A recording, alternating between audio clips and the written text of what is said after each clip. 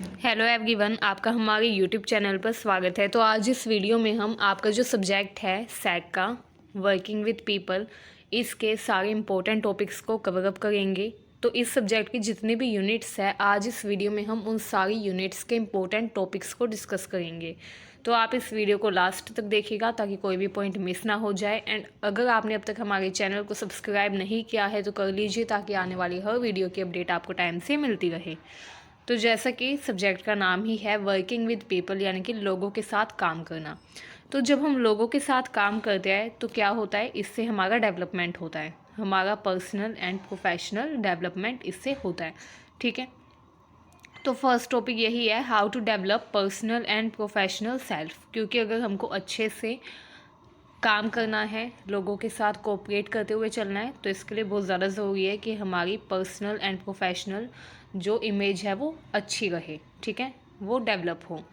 तो कैसे हम उसको डेवलप कर सकते हैं? तो व्यक्तिगत तथा व्यावसायिक स्वयं को विकसित करना एक सतत प्रक्रिया है, मतलब कि एक ऑनगोइंग प्रोसीजर है जो कि लगातार चलता ही रहता है जीवन भर।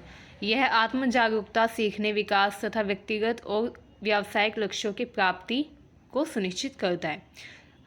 व्यक्ति जो है वो कैसे अपने आप को विकसित कर सकता है, कैसे अपना विकास कर सकता है? वो अपना विकास कर सकता है कुछ मूल्यों को जगाकर। वो मूल्य है आत्म जागरूकता, सीखने की कला, विकास तथा व्यक्तिगत छवि को मजबूत बनाने का प्रयास। ठीक है, इन सब के द्वारा व्यक्ति जो है वो अपना विकास कर सकता है। अब व्यक्तिगत विकास के लिए कुछ मुख्य बातें हैं। पहला है आत्म जागरूकता, यानी कि अपनी ताकत, कमजोरी, मूल्य, रुचियों तथा लक्ष्यों को समझना। अगर व्यक्ति को अपना विकास करना है तो उसके लिए सबसे पहले उसको जानना होगा खुद के बारे में कि उसकी ताकत क्या है, कमज़ोरी क्या है, स्ट्रेंथ एंड वीकनेस क्या है, वीक पॉइंट्स, वैल्यूज़ क्या है, इंटरेस्ट क्या है।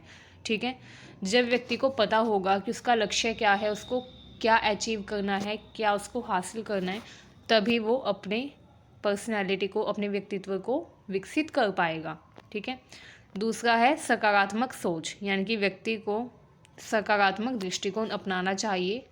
हर चुनौती को अवसर के रूप में देखना चाहिए, क्योंकि जब व्यक्ति चुनौतियों को अवसर के रूप में देखेगा, यानी कि जब व्यक्ति चैलेंजेस को अपॉर्चुनिटीज़ के रूप में लेगा, तो क्या होगा, वो हर परेशानी में घबराएगा नहीं, क्योंकि वो एक सकारात्मक दृष्टिकोण अपनाएगा।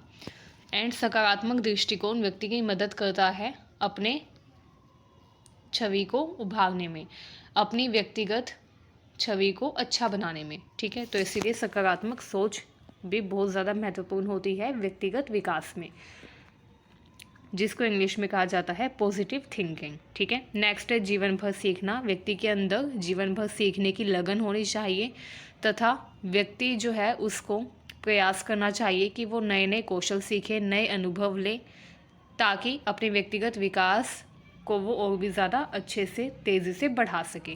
ठीक है, इसके लिए व्यक्ति को हर समय अवसरों की तलाश करते रहना चाहिए। नेक्स्ट है आत्मविश्वास बढ़ाना। अपने आप पर विश्वास बढ़ाना, अपनी क्षमताओं में विश्वास रखना भी हमारी व्यक्तिगत पहचान को मजबूत बनाता है। ठीक है, तो अगर हम अपनी व्यक्तिगत छवि को विकसित करना चाहते हैं तो इसके लिए ज़रूरी है कि हम अपना आत्मविश्वास बढ़ाएं, यानी कि सेल्फ कॉन्फिडेंस बिल्ड करें। संबंधों का पोषण, यानी कि नर्चरिंग रिलेशनशिप को नर्चर करना, पोषित करना भी बहुत ज़्यादा ज़रूरी होता है अपने विकास में, अपने व्यक्तिगत विकास में। ठीक है, यानी कि पर्सनैलिटी डेवलपमेंट में। किसी व्यक्ति के संबंध अपने परिवार से, दोस्तों से, सहयोगियों से जितने ज़्यादा मजबूत होंगे, उस व्यक्ति की पर्सनैलिटी उतनी ज़्यादा डेवलप होगी। ठीक है, आइए अब जानते हैं how to develop professional life, मतलब कि अपने प्रोफेशनल सेल्फ को कैसे डेवलप करें, व्यावसायिक विकास अपना कैसे करें। क्योंकि जब हमारा व्यक्तिगत विकास हो गया है तो अब बात आती है व्यावसायिक विकास की। व्यावसायिक विकास यानी कि व्यक्ति जहाँ पर भी काम करता है, जिस भी रोज़गार में व्यक्ति नियुक्त हैं, वहाँ पर व्यक्ति अपनी अच्छी व्यावसायिक छवि को बनाकर चले। तो ये जो व्यावसायिक विकास होता है, ये व्यक्ति की मदद करता है अच्छे से अपने पर्सनैलिटी को डेवलप करने में। ठीक है, क्योंकि personality development and professional development एक दूसरे से इंटर रिलेट होते हैं। ठीक है, अगर पर्सनैलिटी डेवलपमेंट होगा तो प्रोफेशनल डेवलपमेंट भी होगा। ठीक है। तो इसीलिए एंड अगर प्रोफेशनल डेवलपमेंट हम करेंगे तो इससे हमारी पर्सनैलिटी डेवलपमेंट भी होगा, तो इसलिए ये दोनों इंटर रिलेट हैं। तो व्यावसायिक विकास के लिए हमको क्या करना चाहिए? पहला है लक्ष्य निर्धारण यानी कि गोल सेटिंग। वो clear and achievable goal set किए जाए कि हमको क्या अचीव करना है लाइफ में। नेक्स्ट है कौशल विकास, नई नई चीज़ें सीखना, नए नए कौशल सीखना, मौजूदा कौशल को निखारना, स्किल डेवलपमेंट करना। नेटवर्किंग यानी कि पेशेवर संपर्कों का निर्माण तथा उनका रख रखाव। नेटवर्किंग का मतलब होता है ज़्यादा से ज़्यादा लोगों से जुड़ाव, ठीक है, ज़्यादा से ज़्यादा लोगों से पहचान बनाना, क्योंकि जितनी ज़्यादा पहचान होगी, जितना बड़ा हमारा नेटवर्क होगा, जितना स्ट्रॉन्ग हमारा नेटवर्क होगा, उतनी ज़्यादा प्रोफेशनल लाइफ हमारी अच्छी होगी, ठीक है, as well as personal life भी। तो इसलिए प्रोफेशनल डेवलपमेंट के लिए नेटवर्किंग भी बहुत ज़्यादा ज़रूरी होती है। नेक्स्ट है मेंटोरशिप यानी कि सलाह तथा मार्गदर्शन के लिए एक सलाहकार या गुरु से जुड़ना। हमारी लाइफ में चाहे वो पर्सनल लाइफ हो या प्रोफेशनल लाइफ हो, कभी ना कभी ऐसी सिचुएशंस होगा आती है जब हमको हेल्प चाहिए होती है किसी पर्सन की हमको एडवाइस चाहिए होती है। तो ऐसे में हमारे पास एक सलाहकार होना चाहिए जिससे हम मेंटोरशिप ले सकें, ठीक है। नेक्स्ट है प्रतिक्रिया प्राप्त करना यानी कि अपने प्रदर्शन का आकलन करने के लिए हम फीडबैक लें कि हम कैसा कर रहे हैं। फीडबैक लेना बहुत ज़्यादा ज़रूरी होता है, क्योंकि जब हम फीडबैक लेंगे तभी हमको अपने पॉजिटिव एंड नेगेटिव पॉइंट्स के बारे में पता चलेगा कि हमारी वीकनेस क्या है, हमारी स्ट्रेंथ क्या है, किस पर हमको काम करने की ज़रूरत है। तो फीडबैक लेना यानी कि प्रतिक्रिया प्राप्त करना बहुत ज़्यादा ज़रूरी होता है। तो व्यक्तिगत तथा व्यावसायिक विकास एक सतत यात्रा होती है जो कि जीवन भर चलती रहती है। नियमित रूप से हमको आत्म मूल्यांकन करना चाहिए तथा अवसरों की तलाश करनी चाहिए ताकि हम अपने व्यक्तिगत तथा व्यावसायिक विकास को और तेज़ कर सकें। हमारा नेक्स्ट टॉपिक है लक्ष्य निर्धारण तथा समय प्रबंधन। तो अगर हम अपने व्यावसायिक जीवन में विकास करना चाहते हैं, अपनी उन्नति करना चाहते हैं, तो उसके लिए हमको गोल सेट करना ज़रूरी होता है। Goal setting and time management. तो गोल सेटिंग यानी कि लक्ष्य निर्धारण का मतलब होता है कि हम अपने व्यावसायिक जीवन में क्या अचीव करना चाहते हैं, उसका एक लक्ष्य निर्धारित करें कि हमको क्या चीज़ हासिल करनी है। इसके अलावा जो भी हमारा लक्ष्य है उसको पाने के लिए हमको जो भी मेहनत करनी है, उसके लिए हमको समय का प्रबंधन करना होता है। समय प्रबंधन यानी कि टाइम मैनेजमेंट, कि हम किस टाइम क्या करेंगे ताकि उस लक्ष्य को पाया जा सके। ये कौशल आपको अधिक उत्पादक, कुशल तथा संतुष्ट महसूस करवाने में मदद करता है। तो goal setting and time management काफ़ी क्रूशियल होता है प्रोफेशनल लाइफ की सक्सेस के लिए। गोल सेट करने के लिए एक फॉर्मूला है जिसका नाम है स्मार्ट यानी कि SMART। एस का मतलब है स्पेसिफिक, कि हम पहले अपने लक्ष्य को निर्धारित करें। उसके बाद मापनीय यानी कि मेजरेबल, जो भी लक्ष्य निर्धारित किया है उसको मेज़र किया जा सके, ऐसा लक्ष्य निर्धारित करना। इसके अलावा वो अचीवेबल होना चाहिए, जिसको प्राप्त किया जा सके, अनरियलिस्टिक नहीं होना चाहिए। एंड आर का मतलब है रिलेवेंट, जो कि प्रासंगिक हो, तथा टाइम बाउंड यानी कि समयबद्ध हमें होना चाहिए, यानी कि हमें ये डिसाइड करना चाहिए कि कितने टाइम पीरियड के अंदर हमको वो गोल अचीव करना है, ठीक है। स्मार्ट गोल्स मतलब कि goals should be specific, measurable, achievable, relevant and time bound. इसके अलावा लक्ष्य को लिखा भी जा सकता है, राइट डाउन गोल्स लिखने से क्या होता है, वो हमको और भी ज़्यादा स्पष्ट हो जाते हैं तथा यादगार रहते हैं, मतलब कि लंबे टाइम तक वो गोल्स हमको याद रहते हैं जब हम उन्हें लिख लेते हैं। तो इसलिए गोल्स को लिखा भी जा सकता है। बड़े लक्ष्यों को छोटे प्रबंधनीय चरणों में तोड़ा जा सकता है, मतलब कि ब्रेक डाउन किया जा सकता है। जब हम गोल्स को, लक्ष्यों को ब्रेक डाउन करते हैं तो उनके अचीवेबल होने के चांसेस और भी ज़्यादा बढ़ जाते हैं, ठीक है। तो इस तरीके से हम गोल सेट कर सकते हैं। इसके अलावा प्रगति की समीक्षा करें, नियमित रूप से देखें कि हम अपने लक्ष्य को पाने के लिए जो भी हमको करना है वो कर भी पा रहे हैं या नहीं। तो उसकी नियमित रूप से हमको समीक्षा भी करनी चाहिए कि कितनी प्रगति हो गई है, कितनी नहीं, यानी कि रिव्यू करना प्रोग्रेस को। नेक्स्ट है टाइम मैनेजमेंट यानी कि समय प्रबंधन। तो इसके लिए हमको क्या करना है, समय तालिका बनानी है। एक दैनिक या साप्ताहिक समय तालिका हम बना सकते हैं ताकि अपने कार्यों को अच्छे से सही टाइम पर, सही समय पर पूरा कर पाए, ठीक है। तो तालिका जो है, समय तालिका, वो दैनिक भी हो सकती है, यानी कि हर रोज़ भी बना सकते हैं हम, एंड साप्ताहिक यानी कि वीकली बेसिस पर भी बना सकते हैं, जिसमें हम ये देखेंगे कि कौन सा कार्य हमारा ज़्यादा ज़रूरी है। महत्वपूर्ण कार्यों को पहले पूरा करें। ऐसे कार्य जो कि महत्वपूर्ण है उनको प्रायोरिटी लिस्ट में डाल दें, ठीक है, ताकि वो कार्य हमको याद रहे। नेक्स्ट है विचलन से बचे, यानी कि अवॉइड डिस्ट्रैक्शन, क्योंकि जब हम डिस्ट्रैक्ट हो जाते हैं तो हमारा काम सही टाइम पर पूरा नहीं हो पाता। तो इसीलिए अपने कार्य को सही टाइम पर पूरा करने के लिए सोशल मीडिया, ईमेल, इन सब से दूर रहे, यानी कि विचलनों से बचे, अवॉइड डिस्ट्रैक्शन। नेक्स्ट है समय सीमा निर्धारित करें, यानी कि प्रत्येक कार्य के लिए समय सीमा निर्धारित करें कि कितने समय के अंदर हमको कोई भी निश्चित कार्य करना है, ठीक है। नेक्स्ट है सेट टाइम लिमिट, यानी कि हम टाइम लिमिट सेट कर लें कि हमको ये कार्य इतने टाइम के अंदर करना है, ठीक है। तो टाइम लिमिट सेट करना काफ़ी ज़रूरी है। नेक्स्ट विराम लें, यानी कि नियमित रूप से छोटे छोटे ब्रेक लें ताकि आप अपने माइंड को रिलैक्स कर सकें, ठीक है। तो ब्रेक लेना भी ज़रूरी होता है ताकि हम काम को अच्छे से कर सकें। तो इस तरीके से लक्ष्य निर्धारण तथा समय प्रबंधन कौशल सीखना तथा उनका अभ्यास करना काफ़ी ज़्यादा ज़रूरी होता है नियमित जीवन को अच्छे से चलाने के लिए, ठीक है। नियमित रूप से अपनी दिनचर्या को अच्छा करने के लिए लक्ष्य निर्धारण तथा समय प्रबंधन कौशल सीखना ज़रूरी होता है। इन कौशलों में महारत हासिल करने से आपको व्यावसायिक जीवन में भी सफलता मिलने लगेगी, ठीक है। तो ये था goal setting and time management. आइए अब नेक्स्ट देखते हैं। नेक्स्ट है what is field work in professional life, यानी कि व्यावसायिक जीवन में फील्ड वर्क क्या होता है। तो फील्ड वर्क व्यावसायिक जीवन में एक बहुत ही मुख्य घटक होता है। यह व्यावहारिक अनुभव प्राप्त करने की प्रक्रिया होती है जिसमें जो व्यक्ति है वो व्यावहारिक रूप से अनुभव प्राप्त करता है, यानी कि प्रैक्टिकल एक्सपीरियंस लेता है कि कैसे वास्तविक दुनिया में क्या कुछ हो रहा है, ठीक है। इसमें व्यक्ति वास्तविक दुनिया में अपने ज्ञान तथा कौशल को व्यावहारिक रूप से लागू करता है, यानी कि प्रैक्टिकली। व्यावहारिक अनुभव प्राप्त करने के व्यक्ति अवसर तलाशने का प्रयास करता है, ठीक है। ये जो फील्ड वर्क होता है ये रियल लाइफ सिचुएशन पर बेस्ड होता है एंड इसमें जो पर्सन है वो प्रैक्टिकल एक्सपीरियंस गेन करके अपनी नॉलेज को और भी ज़्यादा इंक्रीज करता है, ठीक है, बढ़ाता है। आइए अब देखते हैं फील्ड वर्क लर्निंग प्लान, यानी कि फील्ड वर्क लर्निंग प्लान क्या होते हैं एंड इसकी रणनीति यानी कि स्ट्रेटजी क्या होती है। तो पहला है लक्ष्य निर्धारित करें। स्पष्ट हो, प्राप्त करने योग्य लक्ष्य निर्धारित करें। ऐसे लक्ष्य जो कि स्पष्ट हो, जो क्लियर हो एंड जो अचीवेबल हो, यानी कि जिनको प्राप्त किया जा सके, ठीक है। अब मान लीजिए किसी व्यक्ति का लक्ष्य है कि उसको IAS बनना है, ठीक है।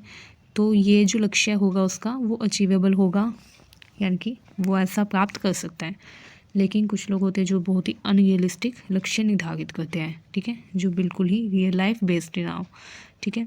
तो ऐसे लक्ष्य निर्धारित ना किए जाए जो कि प्राप्त करने योग्य ना हो। प्रोजेक्ट आपका जो भी व्यावसायिक प्रोजेक्ट है उस पर अच्छे से कार्य करना, इंटर्नशिप करना, ठीक है, ये सब इसमें शामिल होता है। नेक्स्ट अनुसंधान करें। फील्ड वर्क के अवसरों की खोज करें, संभावित स्थानों का अनुसंधान करें, रिसर्च करें, एक्सप्लोर करें, ठीक है। नेक्स्ट है संपर्क बनाएं, यानी कि संभावित स्थानों से जहाँ पर भी आपको फील्ड वर्क करना है उन स्थानों पर आप संपर्क करें, इंटर्नशिप करें एंड अन्य अवसरों के लिए पूछताछ करें। नेक्स्ट है समय सारणी बनाएं, यानी कि टाइम टेबल, शेड्यूल। इसके अलावा संसाधन जुटाएं जैसे परिवहन, उपकरण, सामग्री, ये सब। सुरक्षा उपायों पर विचार करें। सुरक्षा उपाय मतलब कि आप अगर फील्ड वर्क पर जा गए हैं तो वहाँ पर अगर आपको बाई चांस कोई दुर्घटना घटित हो जाती है, चोट लग जाती है, तो उसके लिए सुरक्षा उपाय पर भी आपको विचार करना है। फर्स्ट एड किट आपके साथ होनी चाहिए, ठीक है। इसके अलावा जहाँ पर भी आप फील्ड वर्क के लिए जा रहे हैं उस जगह के बारे में आपको जानकारी होनी चाहिए कि वो जगह कितनी सुरक्षित है एंड कितनी नहीं दुर्घटना की दृष्टि से। नेक्स्ट है मेंटरशिप की सलाह लें। अगर आप फील्ड वर्क के लिए जा रहे हैं तो उसमें आप मार्गदर्शन लें किसी अनुभवी व्यक्ति का, ठीक है। नेक्स्ट है दस्तावेजीकरण, यानी कि फील्ड वर्क गतिविधियों का दस्तावेजीकरण करें जैसे डायरी, रिपोर्ट, प्रस्तुतियाँ आदि। नेक्स्ट है field work learning plan and strategies अच्छे से तैयार करें, तभी फील्ड वर्क में आप अच्छे से पार्टिसिपेट कर पाएंगे, ठीक है। नेक्स्ट है रिश्ते का निर्माण, संवाद आरंभ करना तथा संचार को बनाए रखना। तो ये हमारा नेक्स्ट टॉपिक है, रिश्ते का निर्माण यानी कि gap out building, initiating dialogue and sustaining communication.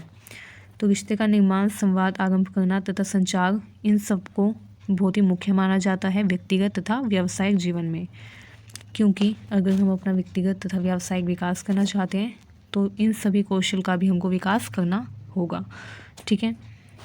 क्योंकि प्रभावी संचार के बिना या प्रभावी संवाद के बिना कोई भी व्यक्ति किसी के भी साथ अच्छे से व्यवहार नहीं कर सकता, ठीक है।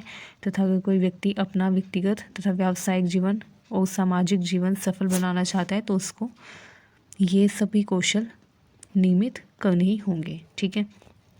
अगर किसी व्यक्ति के अंदर ये सारे कौशल नहीं है तो वो अपने व्यक्तिगत, व्यावसायिक तथा सामाजिक जीवन में सफलता हासिल नहीं कर सकता। तो सबसे पहला है रैपोर्ट बिल्डिंग यानी कि रिश्ते का निर्माण। तो सबसे पहले रैपोर्ट बिल्डिंग यानी कि रिश्ते का निर्माण के लिए आपको क्या करना होता है, सकारात्मक माहौल बनाना यानी कि पॉजिटिव इन्वायरमेंट क्रिएट करना, सक्रिय रूप से दूसरों की बात सुनना, सामने वाले की बात सुनना, ठीक है, ध्यानपूर्वक सुनना, सामने वाले की बात, प्रश्न पूछना तथा दूसरे व्यक्ति की बातों को समझने का प्रयास करना। एक्टिव लिसनिंग भी इसमें शामिल होता है, सहानुभूति दिखाना भी इसमें शामिल होता है, शोइंग एम्पैथी। अगर हम चाहते हैं कि सामने वाले व्यक्ति के साथ हम अच्छा कनेक्शन बनाएं, ठीक है, अच्छा रिलेशन इस्टेब्लिश करें, तो उसके लिए हमको क्या करना होता है, सामने वाले व्यक्ति को ध्यान से सुनना होता है, उसके साथ अच्छे से बात करनी होती है, ठीक है, सहानुभूति दिखानी होती है उसको यानी कि एम्पैथी शो करनी होती है। सामान्य आधार खोजने की कोशिश करना यानी कि ये जानना कि सामने वाले व्यक्ति की कौन कौन सी रुचियाँ हैं, क्योंकि जब हम सामने वाले व्यक्ति की रुचि, अनुभव या विचारों को जानने का प्रयास करते हैं तो इससे हमको सामने वाले व्यक्ति से अच्छा कनेक्शन, अच्छा रिलेशन बनाने का अवसर मिलता है, ठीक है। इसके अलावा नेक्स्ट है संवाद आरंभ करना यानी कि इनिशिएटिंग डायलॉग, स्पष्ट और संक्षिप्त संदेश के साथ संवाद को शुरू करना, क्लियर एंड कंसाइज तरीके से बात करना, सामने वाले से सवाल पूछना, ठीक है, जिसमें हम open ended and close ended questions पूछ सकते हैं। सकारात्मक शरीर की भाषा यानी कि पॉजिटिव बॉडी लैंग्वेज के साथ हम सामने वाले से बात करें, हंसते हुए, आंखों में देखकर, ठीक है, ओपन पोस्चर के साथ। तो इससे क्या होगा, सामने वाला व्यक्ति हमारे साथ पॉजिटिव फील करेगा एंड इस तरीके से किसी व्यक्ति के साथ रिश्ते का निर्माण किया जा सकता है। नेक्स्ट है संचार को बनाए रखना यानी कि सस्टेनिंग कम्युनिकेशन। तो संचार को बनाए रखने के लिए क्या क्या ज़रूरी होता है, संचार को यानी कि कम्युनिकेशन को बनाए रखने के लिए हमको व्यक्ति से नियमित रूप से संवाद करते रहना चाहिए यानी कि रेगुलर कम्युनिकेशन होनी चाहिए। एक्टिव लिसनिंग यानी कि सक्रिय रूप से सुनना तथा प्रतिक्रिया देना, सामने वाले व्यक्ति ने अगर कुछ बोला है तो उसको ये बताना कि आपको वो चीज़ समझ में आई या नहीं, ठीक है। भावनाओं को साझा करना, अपने विचारों को साझा करना। विश्वास तथा सम्मान बनाए रखना, समस्याओं का समाधान करना, ये सब इसमें शामिल होता है, ठीक है। आइए हम नेक्स्ट देखते हैं। नेक्स्ट टॉपिक है फील्ड वर्क में दस्तावेजीकरण यानी कि डॉक्यूमेंटेशन इन फील्ड वर्क। तो जब हम फील्ड वर्क के लिए जाते हैं तो डॉक्यूमेंटेशन बहुत ज़रूरी प्रक्रिया होती है। दस्तावेजीकरण यानी कि डॉक्यूमेंटेशन का मतलब क्या होता है कि फील्ड वर्क के दौरान कोई व्यक्ति क्या डेटा कलेक्ट करता है। मान लीजिए आप फील्ड वर्क के लिए गए, फील्ड वर्क का मतलब होता है कि हम किसी भी कार्य की वजह से किसी पर्टिकुलर प्लेस पर जाए एंड वहाँ पर जाकर हम एनालिसिस करें, विश्लेषण करें, जिस भी अनुसंधान के लिए, जिस भी रिसर्च के लिए हम वहाँ पर गए हैं, ठीक है। तो फील्ड वर्क ज़्यादातर जो शोधकर्ता होते हैं वो करते हैं। वो शोध करने के लिए, कोई तलाशी करने के लिए क्या करते हैं, या खोज करने के लिए, विश्लेषण करने के लिए किसी पर्टिकुलर जगह पर, प्लेस पर जाते हैं एंड वहाँ पर लोगों से बातचीत करते हैं। तो इसी को फील्ड वर्क कहा जाता है। फील्ड वर्क के दौरान वो जो भी डेटा कलेक्ट करते हैं या वो जो भी अवलोकन को रिकॉर्ड करते हैं उसको संरक्षित करने के लिए लिख देते हैं, ठीक है, यानी कि उसका दस्तावेजीकरण, डॉक्यूमेंटेशन कर देते हैं। दस्तावेजीकरण में शोधकर्ता क्या करते हैं, डेटा को विश्लेषित करने के लिए, डेटा का एनालिसिस करने के लिए एंड निष्कर्ष निकालने के लिए उसको एक जगह पर लिख देते हैं ताकि अपनी खोजों को दूसरों के साथ साझा कर सकें। तो ये होता है डॉक्यूमेंटेशन। ये बहुत इंपॉर्टेंट प्रोसीजर होता है फील्ड वर्क का, जिसमें क्या करते हैं, डेटा को प्रिजर्व करने के लिए ऑब्जर्वेशन जो भी कलेक्ट की गई है उसको एक जगह पर कंक्लूड कर देते हैं, ठीक है, ताकि दूसरे लोगों के साथ भी वो इन्फॉर्मेशन शेयर की जा सके। आइए हम नेक्स्ट देखते हैं सम इम्पोर्टेंट डॉक्यूमेंटेशन मेथड। तो दस्तावेजीकरण करने के बहुत सारे तरीके होते हैं। पहला है केस रिकॉर्ड। व्यक्तिगत मामलों का विवरण दर्ज करने के लिए केस रिकॉर्ड का उपयोग किया जाता है। इसमें व्यक्तिगत मामले यानी कि जो इंडिविजुअल केसेस हैं उनके बारे में लिखा जाता है। ठीक है, इसमें व्यक्तिगत जानकारी, सामाजिक आर्थिक स्थिति, स्वास्थ्य संबंधी जानकारी, समस्याओं का विवरण तथा प्रदान की गई सहायता शामिल होती है। तो ये जो केस रिकॉर्ड होते हैं इसमें पर्सनल इन्फॉर्मेशन इंक्लूड की जाती है। नेक्स्ट है ग्रुप वर्क रिकॉर्ड, समूह कार्य रिकॉर्ड। इसमें क्या होता है, इसमें समूह गतिविधि, बैठक, चर्चाएं, इन सब का विवरण दर्ज किया जाता है जो कि समूह में होती है। ठीक है, समूह के सदस्य आदि के बारे में भी इसमें लिखा जाता है कि समूह के जो सदस्य हैं उन्होंने क्या चर्चा की, चर्चा का विषय क्या था, निर्णय क्या लिया गया, कार्रवाई बिंदु क्या है, ये सारे विवरण भी शामिल किए जाते हैं। ठीक है, नेक्स्ट है समुदाय प्रोफाइल। समुदाय प्रोफाइल समुदाय की सामाजिक, आर्थिक, सांस्कृतिक तथा पर्यावरणीय विशेषताओं का विवरण प्रदान करता है। इसमें जनसांख्यिकी डाटा, सामाजिक संसाधन, समस्याएं तथा चुनौतियां शामिल होती हैं। ठीक है, तो समुदाय प्रोफाइल भी बहुत ज़्यादा इम्पोर्टेंट है इसमें। नेक्स्ट है फील्ड नोट्स। फील्ड नोट्स जो है इसमें अवलोकन, साक्षात्कार तथा घटनाओं का विवरण दर्ज किया जाता है। यानी कि इसमें मेनली इंटरव्यू वगैरह के बारे में लिखा जाता है। शोधकर्ता के विचार, भावनाओं तथा प्रतिबिंबों को भी इसमें दर्शाया जाता है, रिसर्चर के थॉट्स, फीलिंग एंड रिफ्लेक्शन को। नेक्स्ट है फोटोग्राफी तथा वीडियो रिकॉर्डिंग। इसमें फोटोग्राफी तथा वीडियो रिकॉर्डिंग दृश्य डेटा एकत्र करने के लिए हम जो भी उपयोगी उपकरण है उसके बारे में लिखते हैं। ठीक है, जैसे आप फील्ड वर्क पर मान लीजिए जाते हैं तो फील्ड वर्क पे जाने के बाद आप वहाँ पर जो भी फोटोग्राफी करते हैं, वीडियो रिकॉर्डिंग करते हैं, तो वहाँ पर आपने जो भी दृश्य देखे हैं उनको एकत्र करने की जो प्रक्रिया होती है उसको भी इसमें शामिल किया गया है। हमारा नेक्स्ट टॉपिक है समुदाय का समर्थन जुटाना यानी कि मोबिलाइजिंग कम्युनिटी सपोर्ट।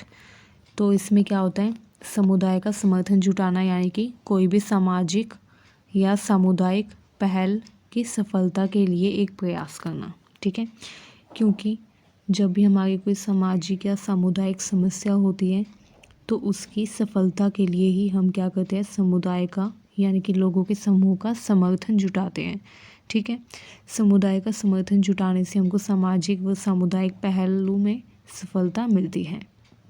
यह समुदाय के सदस्यों को एक साथ लाने तथा सामान्य लक्ष्य की दिशा में काम करने के लिए प्रेरित करने की प्रक्रिया है। समुदाय का समर्थन जुटाने के लिए कुछ प्रमुख रणनीतियाँ हैं। पहला है नेटवर्किंग, जिसमें समुदाय के सदस्यों के साथ संबंध बनाना शामिल है, जैसे स्थानीय नेता, समुदाय के सदस्यों, गैर सरकारी संगठनों तथा अन्य हितधारकों के साथ संबंध बनाना इसमें शामिल है। नेक्स्ट है सहयोगी साझेदारी। इसमें अन्य संगठनों तथा व्यक्तिगत हितधारकों के साथ सहयोगी साझेदारी विकसित करना शामिल होता है।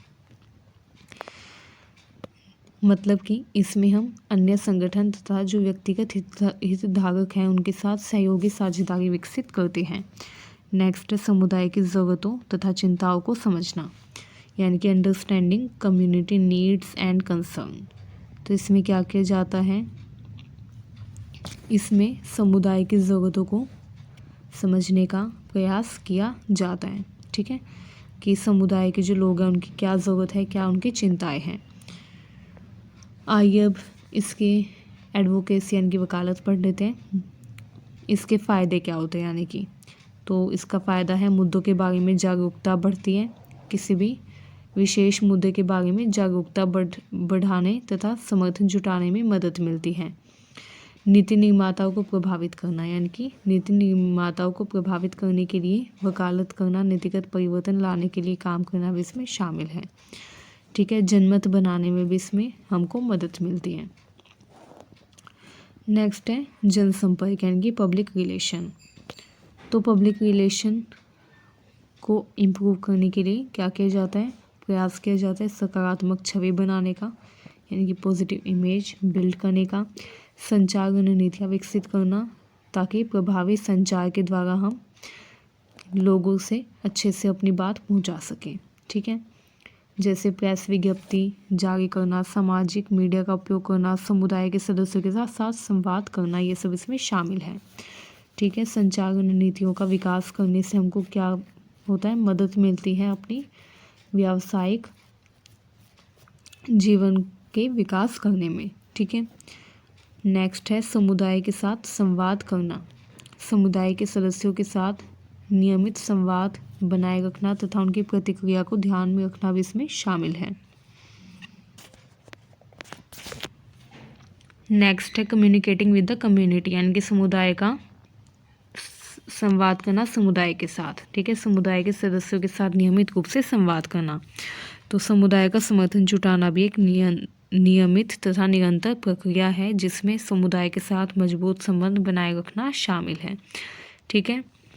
क्योंकि जब हम समुदाय के साथ मिलजुल कर एकजुट होकर रहेंगे तभी हम समुदाय के साथ अच्छा संबंध स्थापित कर सकते हैं, जिससे हमारे जीवन में काफ़ी सकारात्मक परिवर्तन आएगा। ठीक है। तो समुदाय का समर्थन जुटाना एक निरंतर प्रक्रिया है जो जीवन भर चलती रहती है। तो ये आज के लिए बस इतना ही। मिलते हैं नेक्स्ट वीडियो में। अगर आपकी वीडियो अच्छी लगी हो तो चैनल को सब्सक्राइब करें, वीडियो को शेयर करें। एंड इस वीडियो में हमने अब तक जितने भी टॉपिक्स थे वो सारे कवर कर लिए हैं जो भी इम्पोर्टेंट थे एग्जाम पर्सपेक्टिव से। तो आप वीडियो को अपने दोस्तों के पास भी शेयर करें ताकि उनकी भी हेल्प हो सके। Thank you very much.